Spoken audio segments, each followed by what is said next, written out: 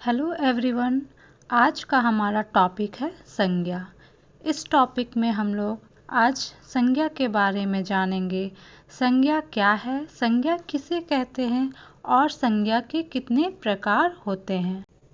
संज्ञा हमारे आसपास जो कुछ भी हैं अर्थात जीव जंतु, प्राणी, वस्तु, भावनाएं आदि सभी को कुछ न कुछ नाम से हम लोग पुकारते हैं। उन सभी नामों को ही हम लोग संज्ञा कहते हैं, जैसे सड़क, घर, पेड़ पौधे, सुख दुख आदि। संज्ञा की परिभाषा: ऐसे शब्द जो हमें किसी व्यक्ति, स्थान, भावना, समूह आदि का नाम बताते हैं उन्हें संज्ञा कहते हैं। उदाहरण के लिए भारत, उदासी, अस्पताल, रमेश आदि। यहाँ भारत क्या है? देश का नाम है। उदासी भावना है। अस्पताल स्थान का नाम है। रमेश व्यक्ति का नाम है। इन सभी नामों को ही हम लोग संज्ञा कहते हैं। संज्ञा के प्रकार: संज्ञा के 3 प्रकार होते हैं। पहला व्यक्तिवाचक संज्ञा, दूसरा जातिवाचक संज्ञा, तीसरा भाववाचक संज्ञा। हिंदी भाषा में संज्ञा के 3 प्रकार हैं, लेकिन कुछ विद्वानों ने अंग्रेजी भाषा को देखते हुए 2 और भेद शामिल किए हैं। पहला है समूहवाचक संज्ञा और दूसरा है द्रव्यवाचक संज्ञा। इन सभी प्रकारों को हम लोग अब एक-एक करके देखते हैं। फर्स्ट हमारा है व्यक्तिवाचक संज्ञा। जिस शब्द से किसी विशेष व्यक्ति, स्थान या वस्तु के नाम का बोध होता है वह शब्द व्यक्तिवाचक संज्ञा कहलाते हैं। उदाहरण: आज मैं ताजमहल देखने गई थी। इस वाक्य में ताजमहल एक विशेष स्थान का नाम है, इसलिए हम लोग इस ताजमहल को व्यक्तिवाचक संज्ञा कहेंगे। व्यक्तिवाचक संज्ञा के उदाहरण हैं ताजमहल, भगत सिंह। नेक्स्ट हमारा है जातिवाचक संज्ञा। जिन शब्दों से किसी संपूर्ण जाति का बोध होता है वह शब्द जातिवाचक संज्ञा कहलाते हैं। उदाहरण: गाय एक बहुत ही उपयोगी पशु है।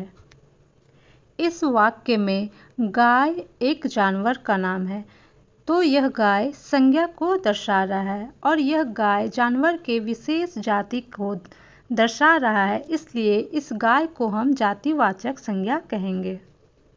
जातिवाचक संज्ञा के उदाहरण हैं लड़की, पेंसिल। नेक्स्ट हमारा है समूहवाचक संज्ञा। जो शब्द किसी जाति के संपूर्ण समूह का बोध कराते हैं वह शब्द समूहवाचक संज्ञा कहलाते हैं। उदाहरण: सभी छात्र अपनी कक्षा में बैठे हुए हैं। इस वाक्य में कक्षा एक समूह को दर्शा रहा है।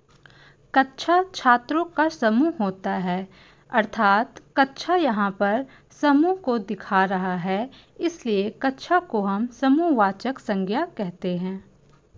समूहवाचक संज्ञा के उदाहरण हैं सेना, कक्षा। नेक्स्ट है भाववाचक संज्ञा। जो शब्द किसी व्यक्ति, वस्तु या स्थान के गुण, भावना, दशा, अवस्था आदि का बोध कराए वह शब्द भाववाचक संज्ञा कहलाते हैं। साधारण भाषा में कहे तो भाववाचक संज्ञा का संबंध हमारे भावों से होता है। उदाहरण: रामू आज बहुत खुश है। इस वाक्य में खुश एक भाव है, इसलिए खुश को हम भाववाचक संज्ञा कहते हैं। भाववाचक संज्ञा के उदाहरण हैं खुश, बुढ़ापा। संज्ञा का अगला भेद है द्रव्यवाचक संज्ञा। जो शब्द किसी ठोस, तरल पदार्थ, धातु, अधातु या द्रव्य का बोध करते हैं द्रव्यवाचक संज्ञा कहलाते हैं। द्रव्यवाचक संज्ञाएं ढेर के रूप में नापी तौली जाती है, जैसे पानी, लोहा, कोयला, सोना, चांदी आदि। उदाहरण: मुझे एक गिलास दूध दे दो।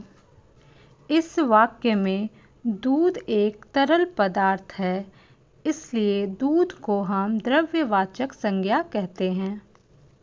द्रव्यवाचक संज्ञा के उदाहरण हैं पानी, लोहा। इस वीडियो में आज हम लोग संज्ञा के बारे में जाने। संज्ञा क्या है, संज्ञा के कितने भेद हैं और कौन कौन से हैं। संज्ञा के हम लोग 5 भेदों को इस वीडियो में हम लोग सीखे। Thank you for watching.